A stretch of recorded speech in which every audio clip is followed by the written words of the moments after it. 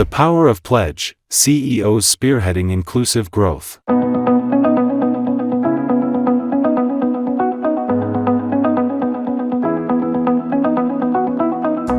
And now that the CEOs have signed the pledge, I want to delve into the power of the pledge. I want to break this discussion into four parts. The role of the CEOs in driving DEI just beyond policies. Leadership commitment and inclusive workplace culture. uh, Business benefits of fostering DEI. And real world challenges in building sustainable DEI strategies. At the end, I'll try and leave some time for the audience questions as well. But before we start, I wanted to give a quick peek into these two individuals who are sitting here beyond their professional achievements. So Rakesh here is a travel buff. He's been to more than 50 countries, and he says he's traveled to New York more than 250 times. I'm sure he has more travel miles or miles more than the air hostesses and the pilots. And Ravi, on the other hand, unlike Rakesh, who is more going out, he loves to go inside. He delves deep into himself. He loves meditation. He likes to spend that me time and explore within. So I'm sure this is going to be a fascinating discussion. So let's start. Now, this is a question to both of you, and Rakesh, you can answer first. So, now that you've taken the pledge, you've signed the pledge, what does this mean to you personally? And how do you plan to embody it in your organization? Yeah, thanks, Sarvesh, and good morning, everybody. Of course, at this level, every pledge, spoken or unspoken, signed or unsigned, is very important to make sure we see it through end to end. And of course, I'm a very big believer in DEI. And I'm also a big believer to win in the marketplace, you must first win in the workplace. So extremely important. Many organizations treat DEI as a cherry on top of a cake. I see it the other way around. I see this as a very important ingredient, like sugar in a cake. If it is missing, okay, it is noticeable. And that's how we have to make it a way of life rather than a special project or a special program which we are going to run its course. So that's really the way I take it forward, and my organization, thankfully, has the same values and the culture that we built. And going forward, that's really, we need to do better and better and make it a way of life in our workplace. Thanks. Thank you so much. Ravi? First of all, thank you so much for having me on this panel and inviting me on this wonderful initiative and a dialogue, a 2-day session. I'm happy to contribute my thoughts. So what's the CEO pledge? I say it's a couple of years late. I would say that we live the life of what has been mentioned in this pledge. It's part of our business as usual initiatives already. It's something which we drive, consciously in all parts of our life, I would say. Dheeraj mentioned in his initial opening comments that, this has to be a part of life. It has to be a business case. And that's what I actually believe in, that when we talk about demographics, whatever is mentioned in the CEO pledge, the diversity, inclusion, and equity, the demographics, 50% of them are women here, not only here, across the world, possibly. And if you take out other demographics, if you restrict that pool to possibly less than 30%, that's what you are running with, right? So I believe in having that diversity pool, in keeping that avenues for the 100% of the options being available. It's not just about hiring people, it's about in our customer relationships, it's in our vendor relationships, in our various aspects of the business, and that's where we call it as a part of our DNA itself, and that's where essentially the CEO pledge essentially means to me. Thank you for actually formalizing it, but something we are living it already. Thank you so much. Wonderful. I really like what you said, Rakesh. DEI can't be the cherry on top, but it is the sugar while you make the cake. And the same was echoed by Ravi in terms of this is part of your DNA. But as CEOs, and Ravi, this is to you, how do you ensure that your leadership team, I mean, you have embodied it, but how do you ensure that your leadership team is aligned with the DEI goals? It's really a challenge. It's not only the leadership; it's actually the entire team. There are practical aspects. Believe me, the challenges are immense. Frankly speaking, I have experiences personally. Some of my leadership, or even one downs, or possibly down the channel, people saying that okay, I prefer to have a man in my team because I need to have late sitting. How do I do that? Now, these are the actual practical challenges which we face in day-to-day life.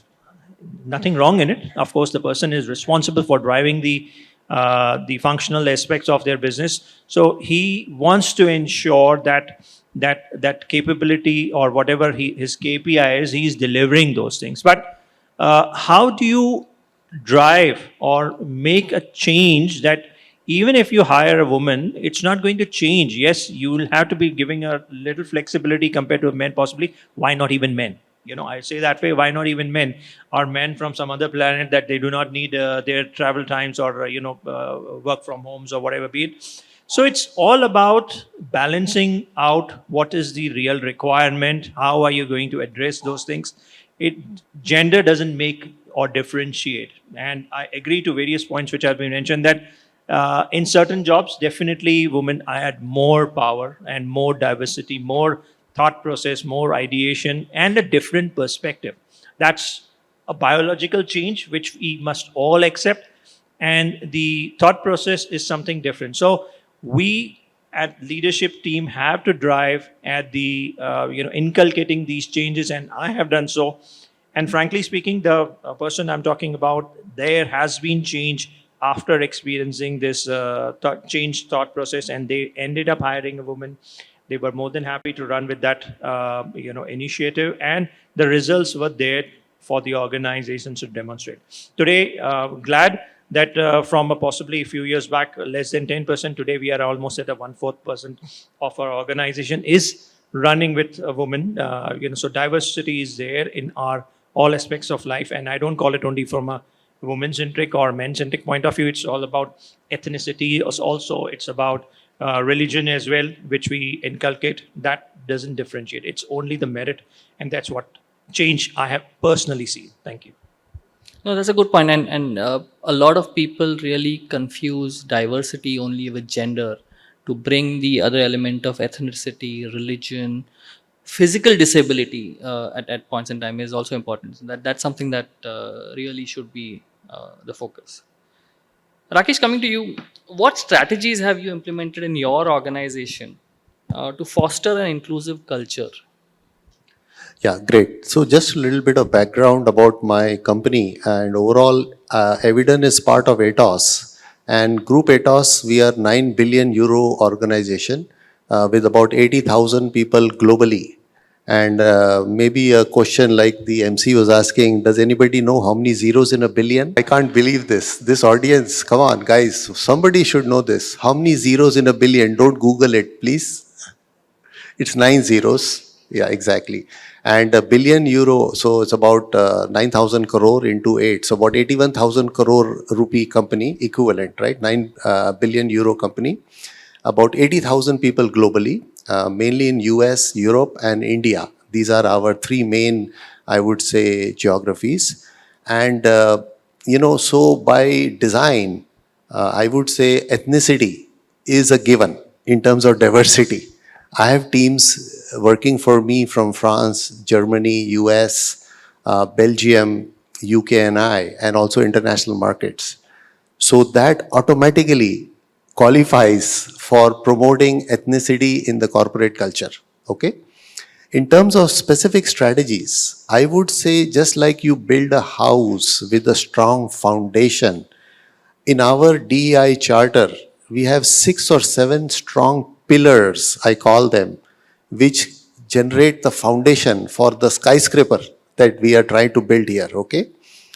The first, I would say, the DEI function itself. We have Sam Ellis in the US who leads the entire DEI initiative globally for us, okay? And this organization or this part of the organization defines the strategic direction, provides resources and support to the various initiatives regionally and globally.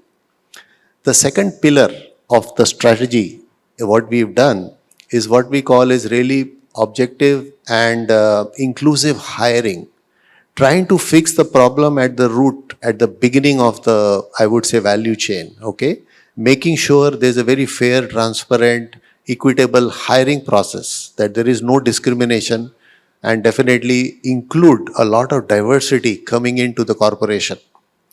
The third pillar, or in terms of our strategy, is what we call supportive employee networks and partnerships. So here, giving our employees communities, and like Ravi and Sarvesh said, it's not just gender diversity, it's about ethnic diversity, disability, LGBTQ+, and so on and so forth. Having all of these communities feel safe in the organization, giving them an opportunity to interlock, to be together through these forums, through what I call the employee networks. And then, of course, the next one is what I call the accountability and transparency. It starts at the top. You set the tone. And once we, as part of executive management, as CEO, automatically the percolation down the rank and file, because remember, people watch every move we make. And if we are promoting and supporting some of these initiatives, it automatically gets absorbed down the rank and file. The next pillar is more about education and awareness. See, many people come with certain biases and prejudices, and that's a function of how you grow up, okay? It's not something, it gets built over a period of time. But then once you enter the corporate world, it's very important to recognize those biases, and through education and awareness, remove slowly, gently, but make sure that certain behaviors will not be tolerated in terms of discrimination, etc., etc. So, and finally, also what I say is, basically inclusivity through career development. So these are strategic initiatives. I call them the 6 or 7 pillars, how we drive a lot of, I would say, progress. And of course, using metrics, making sure that there is adequate representation going forward. Now, if we have time, maybe I can share an anecdote with all of you Please on, go ahead. how performance and not position or background counts, okay? So it seems there is this auto rickshaw driver in Chennai called Pandy. He's driving his auto rickshaw and he gets involved in a road accident. He dies and goes to heaven. And while he goes to heaven, there is a long queue to enter heaven. And right at front of the queue, there is this priest waiting to enter heaven. And, God welcomes a priest, says, welcome my child, welcome. Here is your cotton robe, you can go ahead. And when Pandi's turn comes to enter heaven, God says, welcome my child Pandi, here is a golden robe and you can now enter heaven. So the priest gets a little offended. He says, hey, wait a minute, God. I am the one who practiced and preached your name for 30 years on earth. How come I get a cotton robe and this foul-mouthed speaking guy, Pandy, he gets a golden robe? What's going on, God?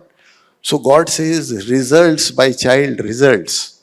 When you were preaching my name on earth for 30 years, everybody slept. When Pandy was driving his auto rickshaw in Chennai, everybody prayed. So the purpose I am sharing this anecdote is to prove to you that it's performance and not it's results and not background and position which counts. So when you hire or you promote people as HR leaders in the conclave, please remember the background position doesn't matter. Look for competencies, look for people who will deliver results for the organization. That's how we need to also move forward, again, taking into consideration the corporate objectives of DEI. No, absolutely. I think that's a good point. And it's not only about that you have different genders, ethnicities, but it's also about the meritocracy. So when you're doing it, do it in the right way.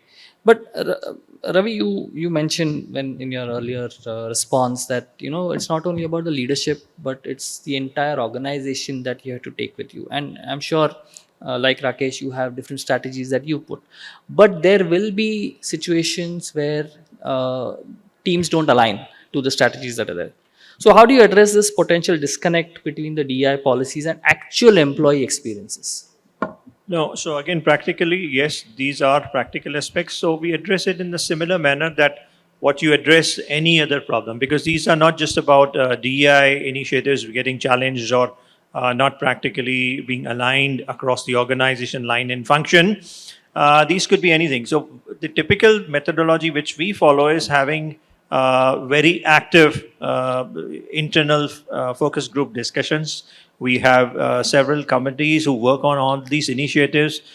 Feedback is the most important. It's okay. You are lining up several initiatives for several different, people.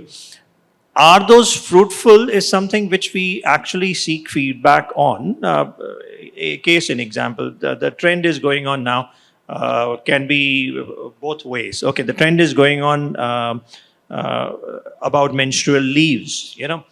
We spoke about to our women employees, do you really want to have this thing? We are happy to give you whatever it is there. We will put it as a policy. Believe me, 80% of the women said no. We do not want any sort of a differentiation. Okay, when we want it, we'll take it as a sick leave. There are enough sick leaves for everybody there, and we'll take it this, in that manner.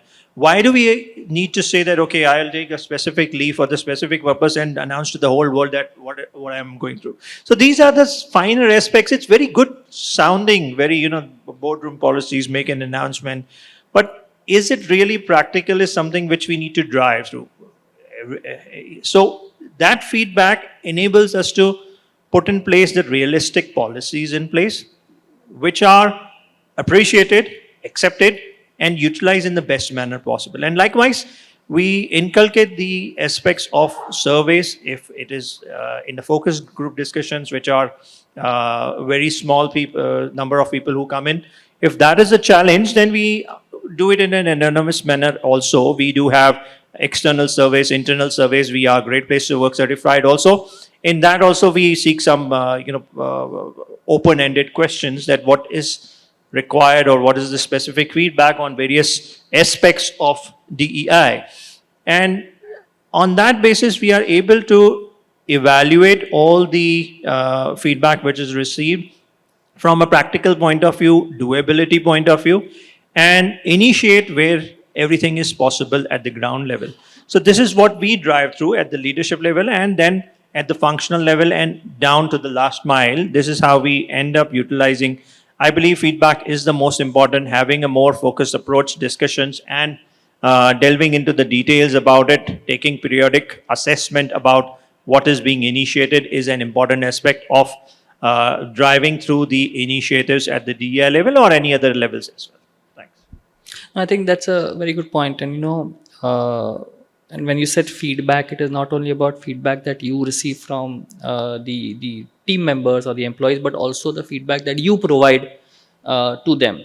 And I was talking to one of the CEOs, and we are talking about how do you make effective change in the culture and in the thought process. So his answer was, you change the person or you change the person. So either you give the feedback and he changes, or then you change the person. So that's something that really stuck with me. Let's get into the part where we talk about the business benefits of DEI. So Rakesh, for you, how has fostering diversity and inclusiveness in the workplace impacted your organization's performance? It has definitely made a very positive impact, and it's the right thing to do. And in fact, I would quote the McKinsey study, right, where they talk about, organizations which practice diversity, equity, and inclusion have a far higher financial performance and have a leg up in terms of innovation. So definitely there are downstream benefits.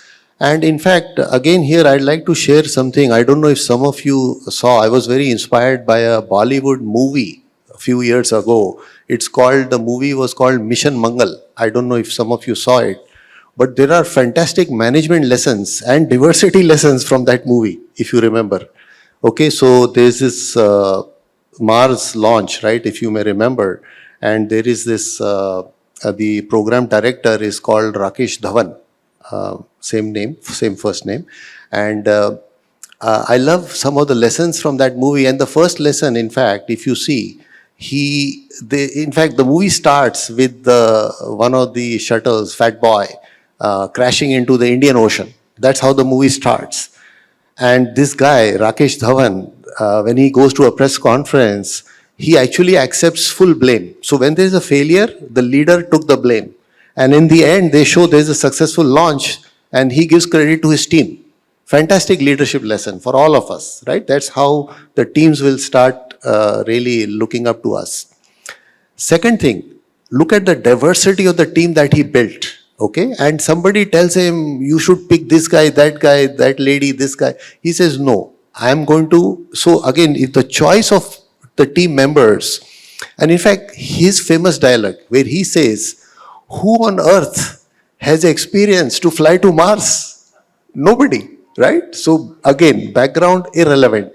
But the diverse team, he picks a few gender diversity, a generation diversity candidate.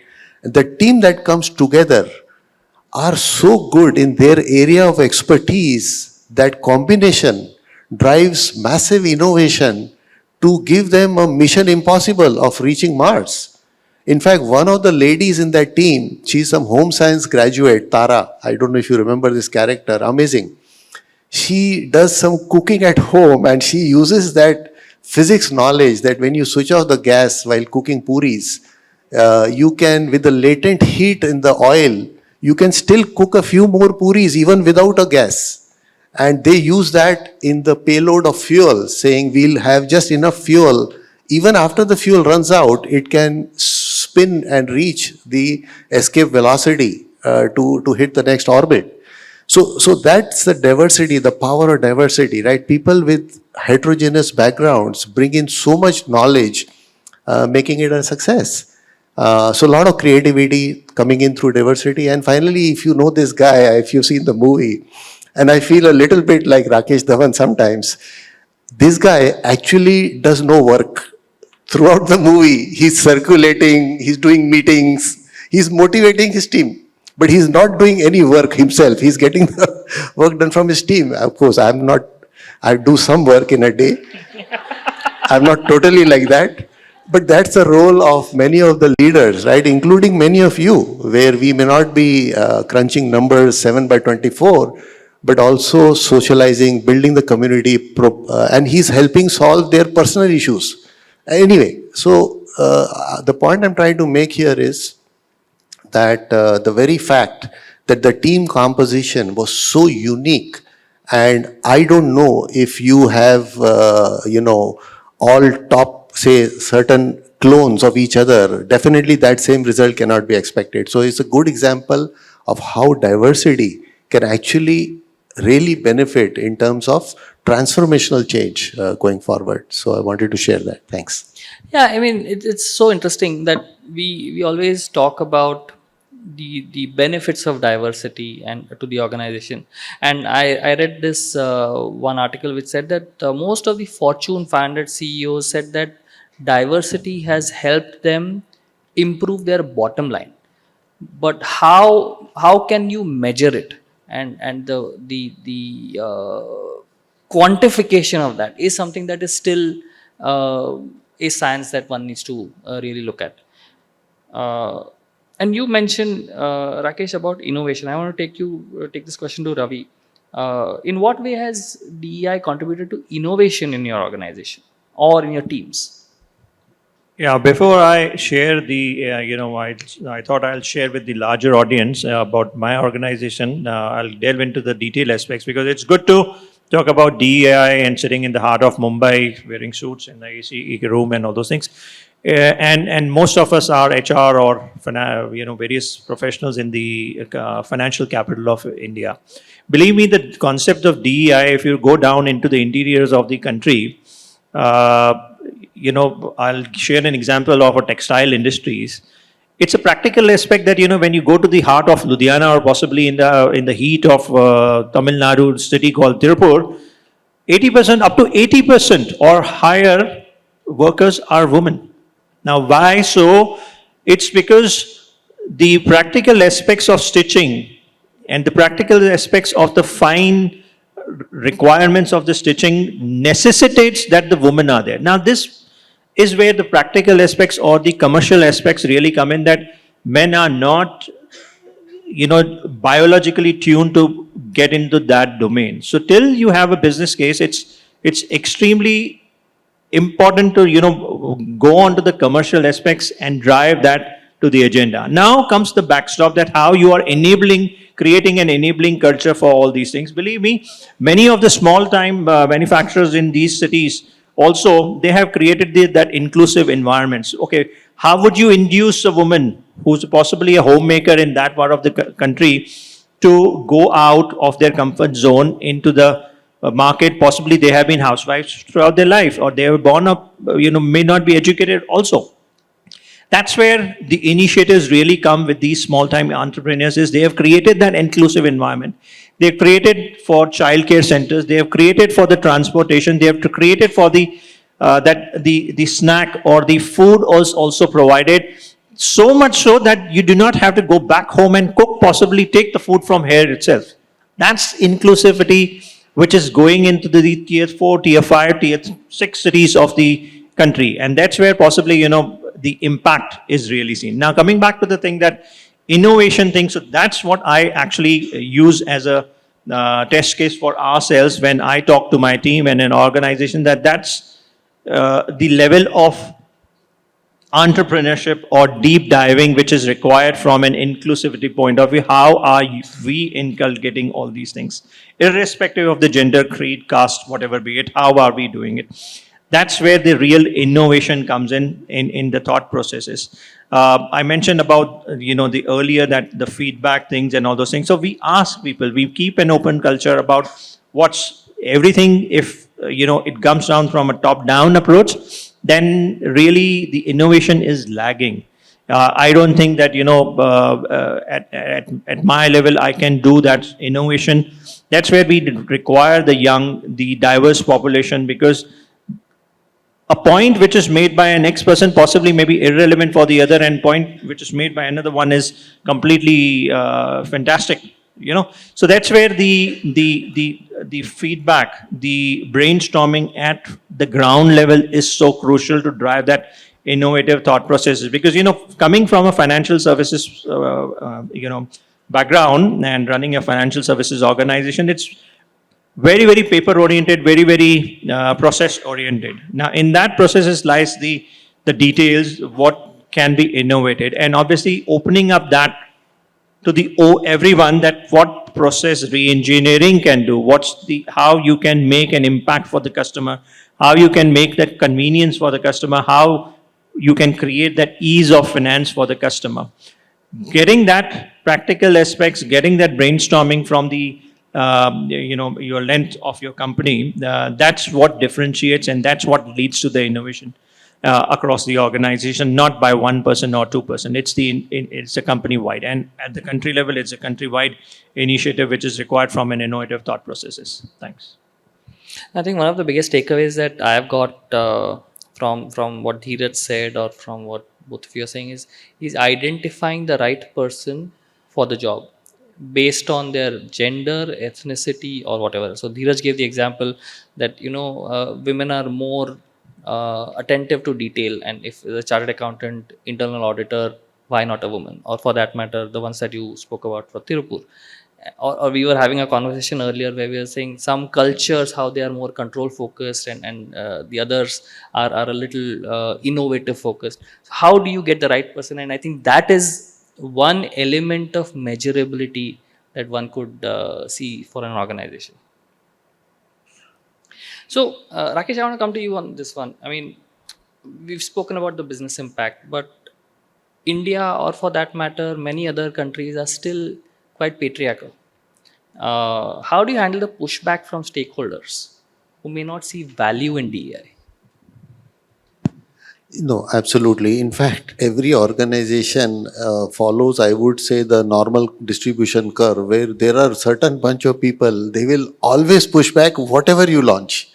Okay, so it doesn't matter. You can give it any name, but they'll always be cynical and finding blowing holes rather than supporting. On the other hand, of the normal distribution curve, there will be people who are early adopters, who are very open to change, who will embrace change, and those are the change agents that we need to look for, and obviously enable them to in the organization, like I said, to make sure there are these safe communities and there is no, I would say, room, zero tolerance, because sometimes the pushback can be a bit borderline, I would say, brutal.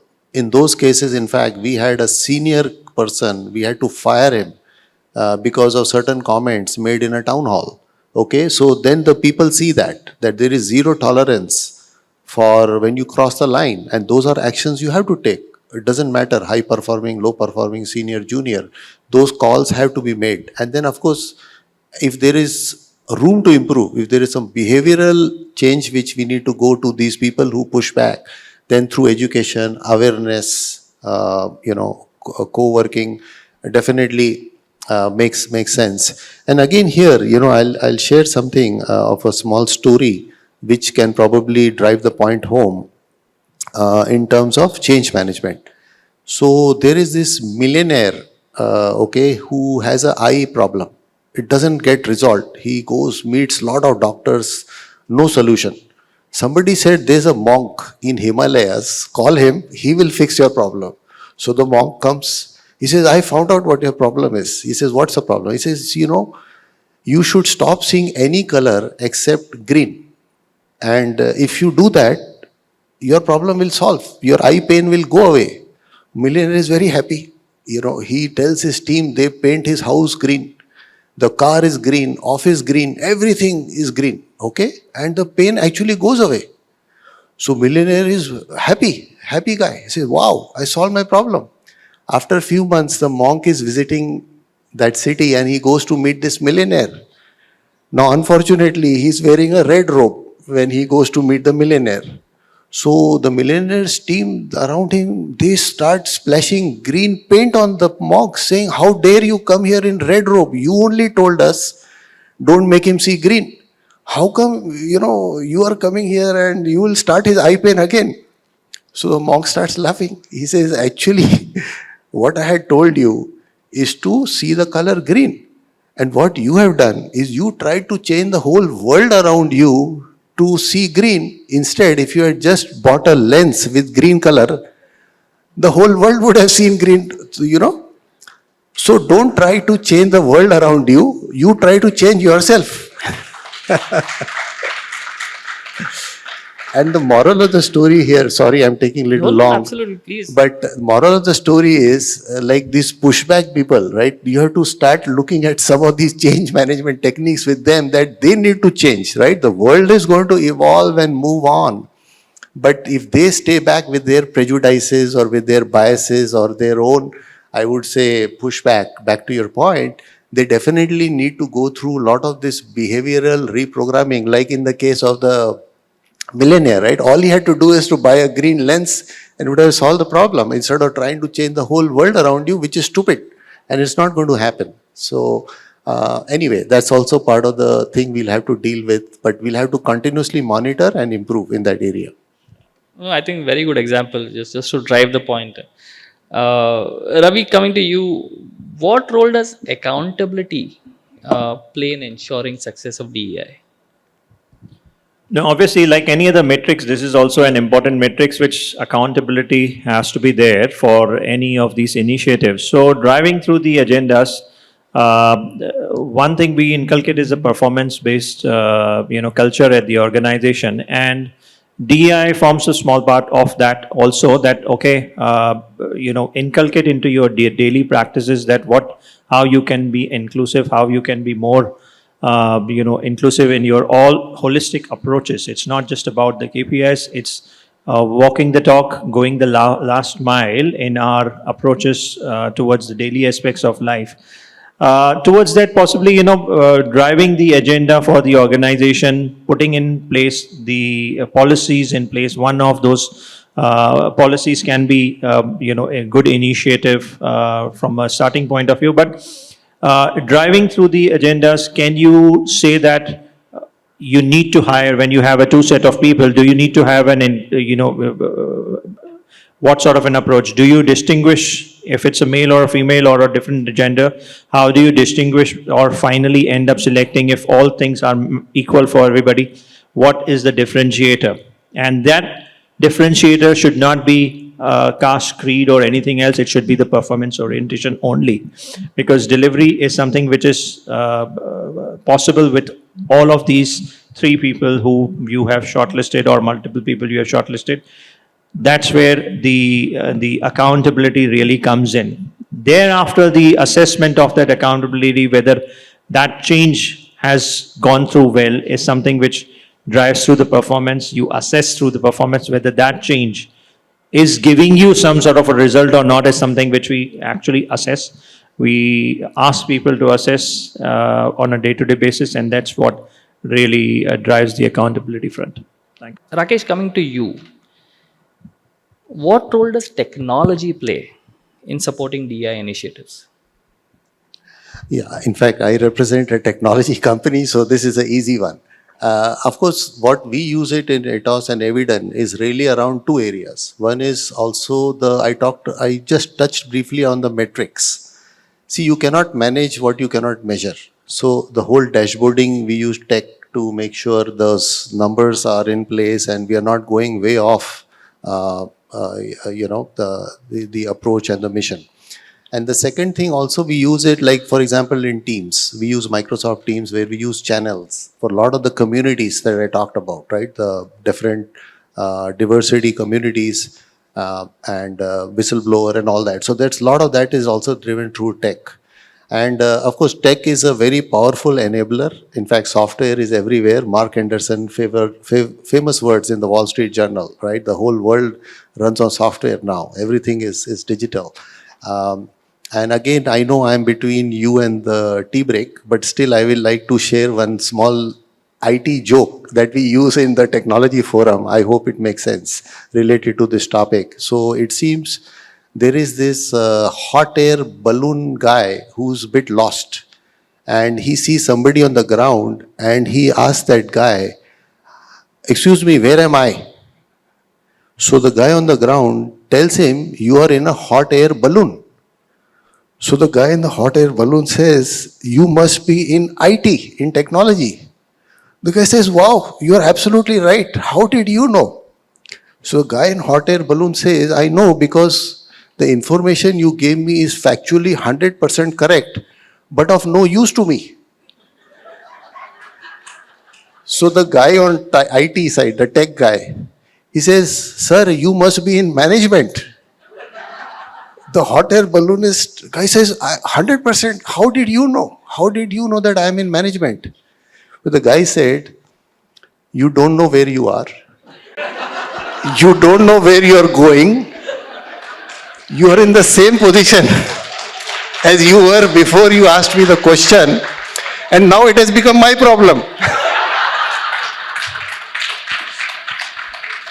So the point I'm saying is, be careful with IT guys. They are tech enablers, but again, it is a power which can be harnessed or misused. So we have to be careful. But on a more serious note, it's a great question, but definitely technology is playing a very, very important part in running most of the corporate initiatives, and also this is a very important one. Yeah, thanks. Thank you so much. So the last question, and this is for both of you, and Ravi, will start with you. Looking ahead, what are your long-term goals with respect to DEI in your organization? Well, to put it very succinctly, we are at 2024, 25% of our diversity agenda, what we are driving through. The drive is to maintain at the 35% level at the organization level. It keeps on changing, it fluctuates. It fluctuates more so when it comes to women. We talked about it. What is the why women or why different sort of people, leave the organization. It's not just about leaving the organization. It's about, how you create that sort of an inclusion so that the person who wants to leave doesn't leave, at least from that career growth point of view is a different thing, but not from the non-inclusive or not support mechanism not being there. So that's something which we try and encourage in our organization. Always, be it from providing the drop facility, be it from providing various other health measures, specific measures from a diverse set of pools, providing that sort of an inclusivity culture. That's something our go forward agenda for the future, and we continue to invest in these requirements to inculcate a broader inclusive culture. Thanks. Thank you. Rakesh, coming to you, same question. Long-term goals for about DEI in your organization. See, there is only one goal, and all of us, including everybody in this room and our colleagues, we need to make our workplace a better, I would say, safe and make sure the underrepresented communities, the groups feel safe and are able to contribute, okay? And they say, if you enjoy your job and workplace, you don't have to work a single day in your life. So here's wishing all of us good luck to make sure we make this a very enjoyable workplace. Perfect. Thank you so much.